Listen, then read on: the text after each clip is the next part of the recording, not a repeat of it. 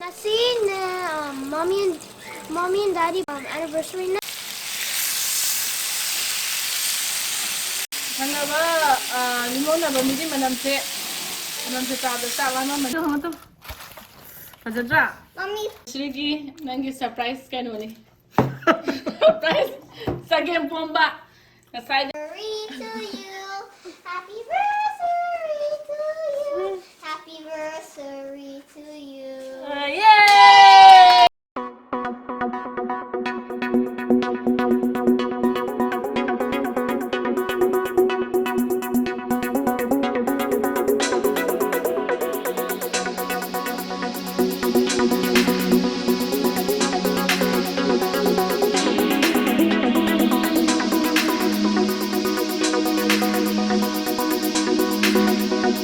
Hello everyone, and welcome to Neena Mapao. And today we're celebrating my mommy and daddy's anniversary. And we're not going outside to get food, like going inside a store, like a restaurant and eating, because it's COVID-19 and we need to be careful. So we're going to barbecue shrimp, chicken, and steak today. Atova, you want to say something? Say it. Welcome to Neena Mapao. We're going to make a steak, shrimp, and chicken. Marinate tong na ba sige tama na ready to gre marinate kay tama to kay happy do Chicken tikka masala ki san ki chicken tikka masala do. san gi chicken masala mix to ni moise aduga olive oil khara half khare pepper khara half pe thum half pe Sangong pamba. sagom ba phamba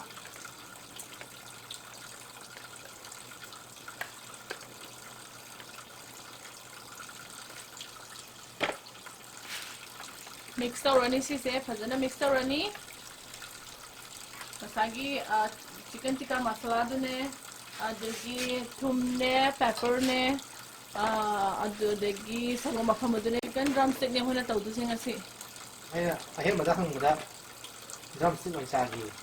ngasi ji ibani ge ne bisring ne haiwan da ahem bagi apa ama sidi pi ibani na only cake ke dang haire bako ado ahem apa mo tene ngasi te drumstick sani adagi pompano fish sani shrimp sani na mai list na tane Kan na thai na banin ta. Thai ni yari ra Ito mix ne ba? Drumstick ni yam. se wani ngara nung dang titaron ta di ko amoy how do ni freeze ha pathama ma di ade so 2 hours dum yare da ta sen na di plan like ba do ahem na yaro ni hang kai dum tan tawra mapan cha sa la yum da taw do bani na tawin na tatali ngara nung dang mer ni tawra dum thama ba yara ba kan marinate tawre huzik aduga 2 hours thangani ko asise pathang ka do na sama Nga yom dun lagi. ngayon mo kasi chicken budi ma huzik fish yang pa me ma fish tage da hai na tage do mai te yeseng mo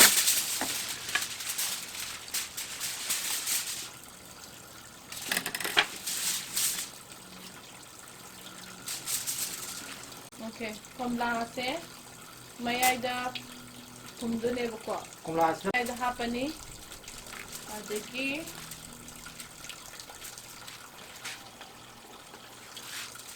chanang khara lam san khara ni tilaw si jamaya da hapani ko Adana ko yung maning nurse pong ne ma hore. Adana maning sa tana nakana ni makki magan yet kana. barbecue how do re Ikan kana kana taw na ba kasan da na ba kasan silang saging nga do pompano do adegi kana taw do ni ko vegetable atha pa to ni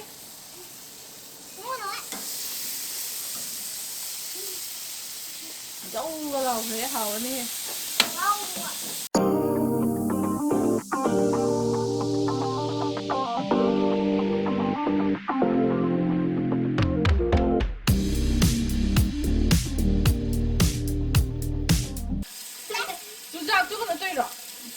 Sing ꯃꯅꯤꯡꯗꯤ ꯅꯪ ꯆꯣꯠꯂꯒ ꯃꯅꯤꯡꯗ ꯃꯨꯟꯕꯒꯤ ꯇꯥꯏꯞꯅꯤꯗ.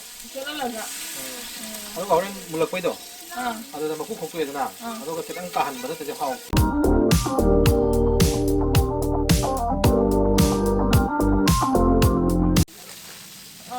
Cake ꯍꯥꯞꯈꯤꯗꯣꯔꯦ. Marinate ꯃꯁꯥꯏ ꯇꯧꯖꯔꯛꯑꯕ ꯀꯩꯅꯣꯅꯦ. ꯃꯥꯅꯦ ꯑꯩꯅ ꯁꯤꯁꯦ ꯃꯁꯥꯒꯤ marinate ꯇꯧꯖꯔꯛꯑꯕꯅꯦ ꯄꯦꯄꯔꯗꯪ ꯍꯥꯞꯄ. ꯌꯥꯝ ꯀꯨꯏꯅ ꯇꯧꯗ꯭ꯔꯁꯨ ꯌꯥꯔꯅꯤ ꯁꯤꯗꯤ. ꯑꯗꯣ ꯑꯇꯣꯞꯄ ꯃꯩꯈꯨ ꯍꯧꯋꯦ ꯆꯠꯂꯣ. ꯁ꯭ꯇꯦꯛꯅꯦ ꯑꯩꯈꯣꯏꯒꯤ ꯃꯅꯤꯄꯨꯔ ꯍꯥꯏꯔꯒ ꯄꯨꯔꯥ ꯁꯟ. ꯑꯩꯗꯤ ꯆꯥꯗꯦ. ꯑꯍꯦꯟꯕꯒ ꯑꯩꯒ ꯑꯊꯧꯕꯒꯅꯦ ꯆꯥꯗꯣꯏꯁꯦ ꯍꯣꯔꯦꯟ. ꯃꯣꯏꯌꯨꯝꯒꯤ. Daddy, this is the softest you can find, right? ꯑꯩꯅ ꯇꯩꯕꯤꯒꯅꯨꯀꯣ ꯆꯤꯛꯀꯟꯗꯒ ꯇꯩꯁꯜ ꯂꯥꯛꯁꯜꯂꯨꯅꯨ ꯁꯥꯏꯗꯇ ꯇꯥꯕ꯭ꯔꯥ ꯇꯥꯃꯣ Yep. ꯍꯥꯎꯏ ꯆꯥꯔꯒ ꯁ꯭ꯇꯦꯛꯀꯤ ꯃꯆꯨꯝ ꯑꯣꯏ ꯂꯩꯔꯝꯒꯅꯤ What's the matter? ꯃꯆꯨꯝ ꯍꯥꯏꯕꯗꯤ ꯀꯩ ꯍꯥꯏꯇꯥꯔꯦ ꯃꯍꯤꯗꯣ Oh, the mahi. The mahi. The mahi is the best part. ꯁꯤ ꯉꯥꯛꯇꯪ ꯈꯨꯝꯖꯤꯜꯂꯒ ꯊꯝꯃꯒꯦ ꯌꯦꯟꯒ ꯀꯩꯅꯣꯒꯁꯦ ꯁ꯭ꯇꯦꯛꯀꯁꯦ ꯑꯣꯏꯅꯕ ꯑꯗꯨ ꯉꯥꯗꯨꯁꯨ ꯈꯤꯇꯪ ꯑꯣꯝꯅꯕ. ꯑꯣ ꯃꯊꯪꯗꯅꯦꯕ. ꯃꯤꯅꯤꯠ 10 ꯍꯥꯞꯄꯛꯑꯣ ꯌꯦꯡꯁꯤ. Hey, mommy. ꯌꯦꯟꯁꯦ khitang ꯑꯣꯟꯊꯣꯛꯀꯦ. ꯅꯥꯀꯟ ꯑꯃꯗ ꯈꯔ ꯃꯨꯟꯕ ꯍꯧꯔꯛꯑꯦ.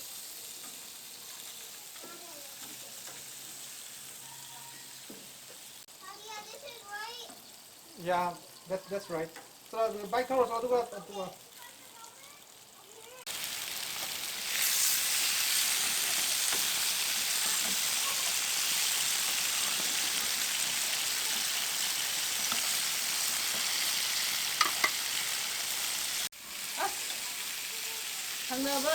ꯊꯪꯅꯕ ꯂꯤꯃꯣꯟꯅꯕ ꯃꯤꯗꯤ ꯃꯅꯝꯁꯦ ꯇꯥꯕꯗ ꯆꯥꯛ ꯂꯥꯝꯃꯝꯃꯅꯤ. ꯈꯔ ꯂꯥꯜꯂꯨꯁꯦ ꯍꯥꯏꯕ꯭ꯔꯥ ꯊꯝꯃꯣ. ꯃꯩꯈꯨꯒꯁꯦ ꯖꯧ ꯐꯒꯠꯂꯦ. ꯁ꯭ꯇꯦꯛꯁꯦ ꯌꯥꯝ ꯐꯖꯅ ꯐꯖꯔꯦꯍꯦ. ꯌꯦꯡꯒꯦꯅꯦ. So good. Hey, that was actually really good. Almost done. The steak will be done soon. 만원 미치래. 어떤 분들이고? 만원 미치래. vegetable happen. As fajare. Adam bai khale. Carrot kharaga. Broccoli ga carrot ka hapage. Ye jing mulle aduna. Ye do ko do ba. Matai din lage tamna omna ba. Aduga to to kani ko. Aduga vegetable na hapage ko. I want to stir. I want to disturb my mom to ba. Ate, Mas que no video na performance sila siya. Yeah, okay, I have a lang. Okay, I'll give you a steak. Go. Yeah. Pero broccoli ka hapag mo ko. Okay, vegetable ni same mo. Okay, no ko hong ko. Hoy. Same ba? Siyempre mini mga ano mo. Ang hindi na nga mundo ko hong ni ba. Kino le. Nang steak sa daw ida. Dati chicken man lang do. Chicken man lang do. Okay. Ako steak ko to ko kana na pang tao ay pura kaya ma. Ang nga mo sa mo. Ako kapsa lagi ko.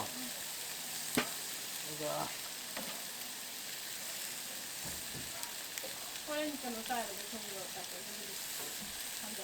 근데 이해가 가는 거 봐요 봐. 나는 너 이해. 아이 우리가 이거 봐야 될 거야. 하. 따로는 또 아세요. 빠이 뒤에 거 있는. 치킨 같이 물레 짜봐 야라니.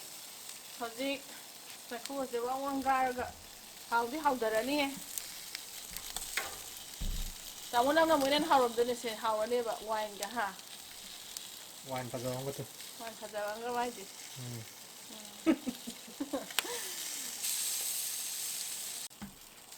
지금 문절레 스팀함제. 한번 무슨 다 그렇게 가서 저거. 누가 주작세 못 나고 떨어게. 근데 그냥 왔 많이. 아니 잘 떠 주작 듣고 있는 상대람도. 안 떨어야 막 굳이 하버가 막 만는도. 아두나 스팀 가 떨어야 되나. 떨어고 거 실라 그냥 거기 다 간 되는 거죠. 거기 마냥 또. 아니 신기하가 물렁감네. 신기하가 스팀 그 물렁 거. 막 딴데 넣고. 그거 다 간 되는 게. 아니 신기하가 신기하가 스팀 그 물렁 거. 머리 좀 떨어. 이거 가이 네. 아니 사면 안 되는 사람. 자 머리 좀 넣어보나. 저 문바 문은데 좀 mấy cái măng được cả mũ lên mình. 아 산두도 버터 떼야지. 좀 버터 떼신지. 그래서 그 스트림스 아니나 메뉴 또 어떤 데나 좀 뭐 저기 메뉴 또 찐만 해볼까? 지금 아까 한번 야 아사기 스틱 때문에 여기저거거든요. 니 파는 건 그런 거. 시즌 버터도 그런 것도 많아. 아이는 믹스 앤 매치 또 기분이. 그래 아이나디. 뭐 메뉴 좀 많아 봐. 하와타크레? Yes. $1 파면. 오케이, 나와. 남기네. Take it. 시즌아. 어떻게? Okay, thank you so much. Mana tu from ta? हाँ Mana tu from women married. 아니 아시 말이잖아 버터가 이렇게 갈릭 그런 거네. 그잖아 블랙 랍라 그런 거.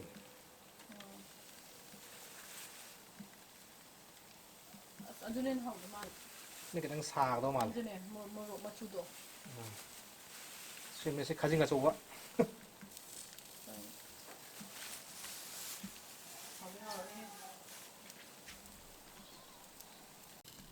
Jadi lo ini mulai ada kan orang sing jadi sakla me, kan udah pusat laga sathara lagi. Sagi barbecue tu kita betul lo ini aku huzi cadore, sisina steak tu ni, adagi sisina shrimp tu ni, sina vegetable, broccoli, adagi carrot, asparagus ada tu ni, sina chujaka. Chicken ka dun eh. Aduga, sida nga do lay nga sagi pampano do ay hangdora ke. Ay hangdora ke. Sahin ba? Na kay pamba do. There's fish inside. Wow. Kay no si thau ba? Fish inside. Fish la ne. Oh. Yeah. Manin guys ubra. Tama. Saza ni ahem ba? Por on kono puno chawo por. Mommy, I'll have corn. I'll have corn. take one corn. You already opened it. Yeah, but how do? Corn. As. You already opened it. Manin ubra. Yeah. Wow. Why there's oranges? Can you please bring me one spoon of Why there's oranges inside? This is orange. Masaya do hamo to. Kajadra. Mommy, hot orange or normal orange? Normal. 아직 많은 걸 꼼라자. Aduna da ayu je hangdora ke kwa. Daddy, done? Manin ku ka se. Done? Manam sura asyang ang laga haba mali kwa. So, Mommy. Ama de saning man lo. 뭐 이쁘게 Kan kwa ay hangdora ke to. Ubra. Masaya hap ke ba ma'am do. Stuffing to ba. 그냥 이상 라면서 고쳐버려. Chara si. Chara si ma'am. Mommy. Really good. Tama na slow, Chara slow. Kay han piro ge. I want shrimp. Shrimp. Okay. Nagay malawro. So, do I just eat it? Like this? 그러니까 아이 스테이크 갖고 얘기한 거. Steak na ka daw. How bra? So I told her, let me give you a steak.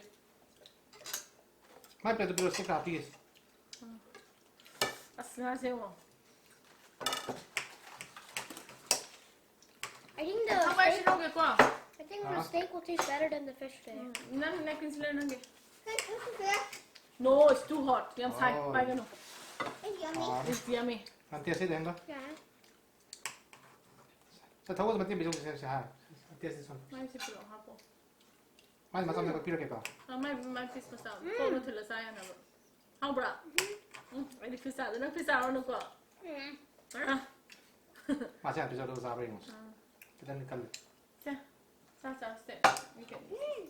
Thanks. Thanks. Welcome. 햄 닦고 사버리면 되지. How is it? Akawa. Veggie. 뭐는 더 나라도 쓰는 틀려네. No kubi ge ko. 스쿠어는 틀려네. Matcha. How do I eat this shrimp thing? Take out from the skewer. Oh. I have to take it out? Yeah. Sa.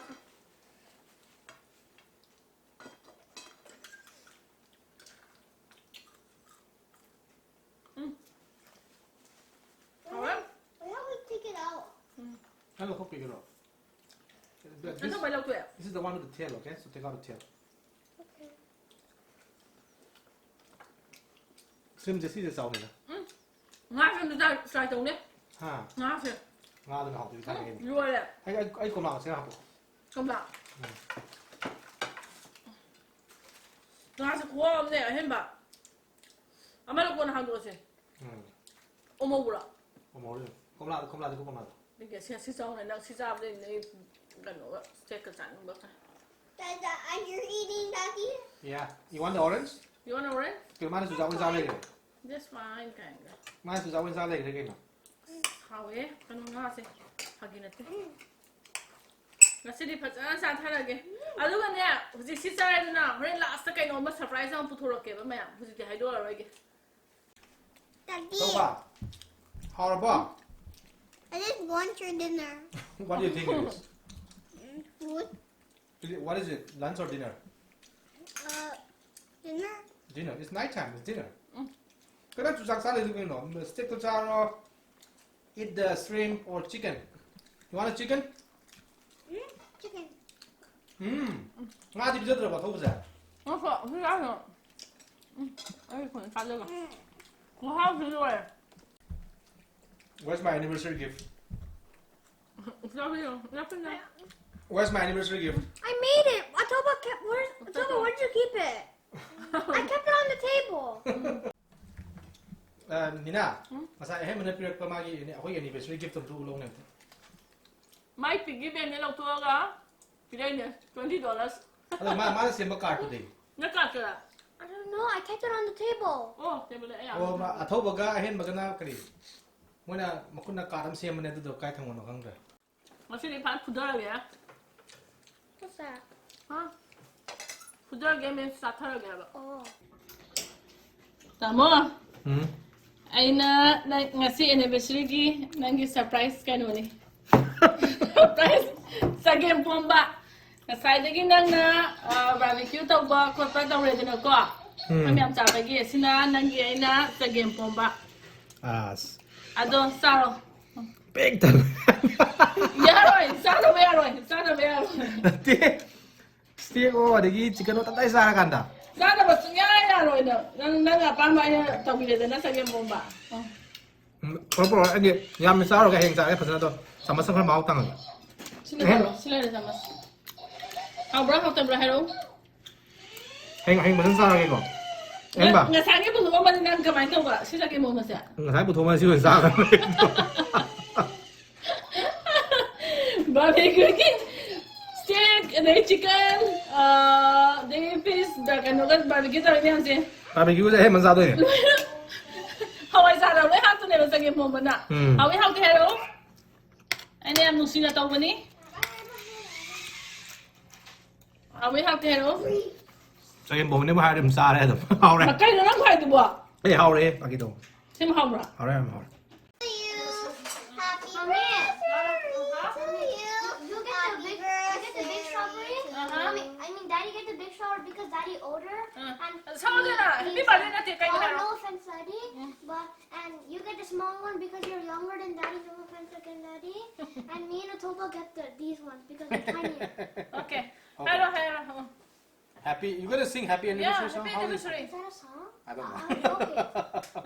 Okay. Say. Happy anniversary. Happy anniversary. Yes, ang tawa hindi. Anniversary. Let's sing dulu. Lala sila. Happy birthday. As Mariam hai. Okay, sah. You sing. You sing. Look at the camera and sing. You look at the camera. Camera. Sing again. Say. Happy birthday. No, anniversary. Yes. Let's do it. Happy birthday to you. Happy birthday to you. Happy birthday to you. Yay!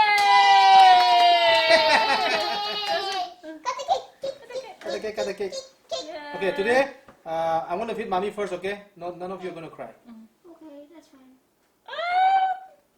Daddy love me. And now Daddy loves me. Yeah, okay.